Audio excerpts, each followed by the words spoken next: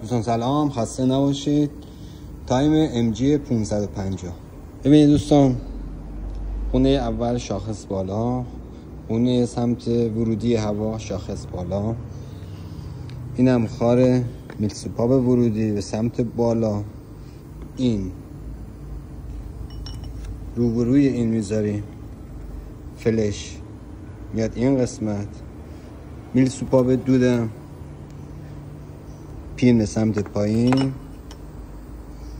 اکزیت به سمت نقطه. تایم پایینشم دو تا اینجا خار داری با زایده، اینا روبروی همدیگه باشه. اینم که توضیح دادم، این به سمت نقطه روی میلسوپاب، خروجی هم اگزست روبروی نقطه.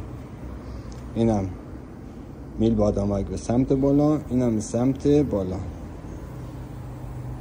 تایم رو میبندم، دوباره ادامه فیلم رو براتون میذارم.